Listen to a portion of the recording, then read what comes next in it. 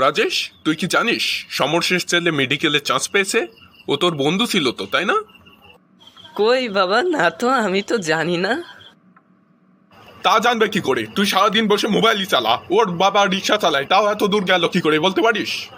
কেন বাবা, অত দূর যেতে পারবে না কেন? ওর বাবা তো রিক্সা চালায়, রিক্সায় করে চলে গেছে।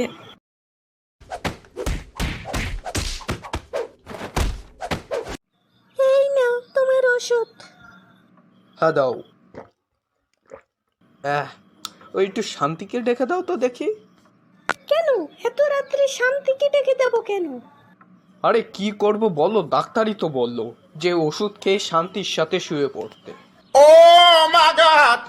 এই যে আপনি কি আমাকে একটু সাহায্য করতে পারেন? হ্যাঁ হ্যাঁ অবশ্যই, কি বলুন না।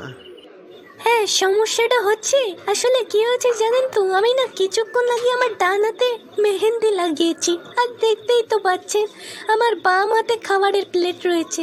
আমার মুখে থেকে একটা জিনিস সরিয়ে দিতে পারবেন? হ্যাঁ বলুন না, আপনার মুখ থেকে কি সরাতে হবে? আরে আমার মুখ থেকে তোর কুত্তার মতন নজর সরা। হ্যাঁ ঠিক আছে, কিন্তু আপনি কি করেন সেটা কি জানতে পারি? Oh yes sure, I am a actor, heroine. বাবা, তা কোন মুভির? আসলে আমার না ইনস্টাগ্রাম অ্যাকাউন্ট আছে জানেন তো, আমি সেখানে অ্যাক্টিং করি। তা আপনি কি করেন? হ্যাঁ, I am a captain of army. ও তাই নাকি? তা কোন দেশের? ফ্রি ফায়ারের।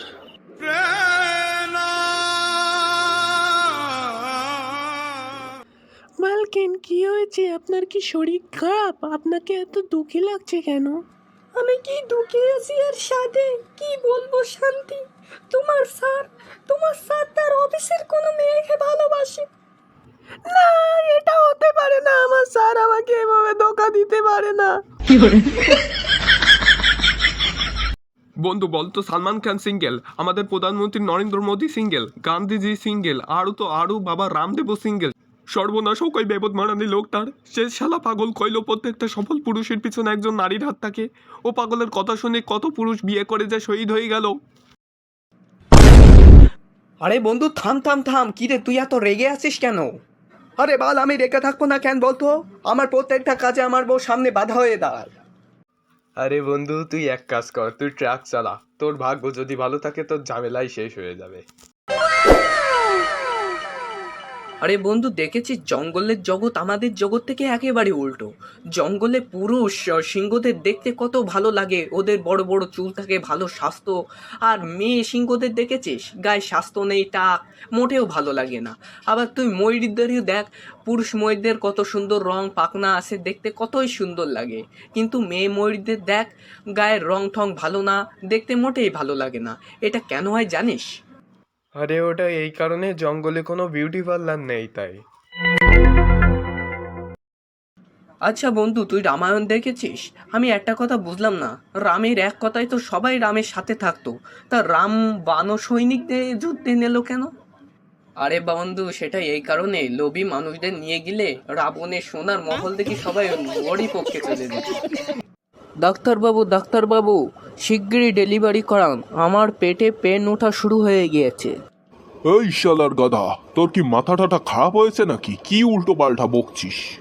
হ্যাঁ ডাক্তারবাবু, জানেন তো, আমি একটা চা খাচ্ছিলাম, সে চার মধ্যে কখন একটা মশা পড়েছে আমি বুঝতে না পেরে মশা শুদ্ধ চাটা খেয়ে ফেলেছি।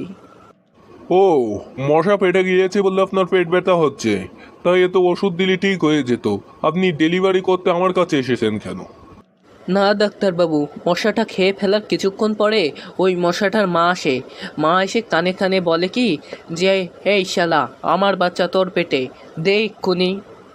আর তার কিছুক্ষণ পরেই আমার পেটে পেন ওঠে। আমি এই দেখে বুঝতে পারলাম যে ডেলিভারির সময় হয়ে গেছে, তাই আমি আপনার কাছে আসলাম। আরে মশাই, আপনি তো পাগল হয়ে গেছেন, কি করে হলেন বলুন তো? ডাক্তারবাবু, আমি কি পাগল হয়েছি আর সাধে? একটা বিধবাকে বিয়ে করে আমার এই অবস্থা। মানে? হ্যাঁ ডাক্তারবাবু, আমি এক বিধবাকে বিয়ে করি, সেই বিধবার ছিল এক বাচ্চা, সেই বাচ্চাকে আবার আমার বাবা বিয়ে করে, এইভাবে আমার মেয়ে আমার মা হয়ে গেল। এবার ওদের ঘরে হলো একটা বাচ্চা। বাচ্চা হওয়ার ফলে আমার বোন আমার মাসি হয়ে গেল।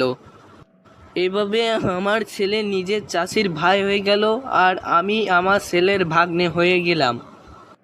আর আমি আমার বাপের জামাই হয়ে গেলাম, আর আমার ছেলে তার দাদুর শালা হয়ে গেল। আর আরে শালা চুপ কর, আমারেও পাগল করবি নাকি? যা এখান থেকে, আমার চেম্বার থেকে দূর হ।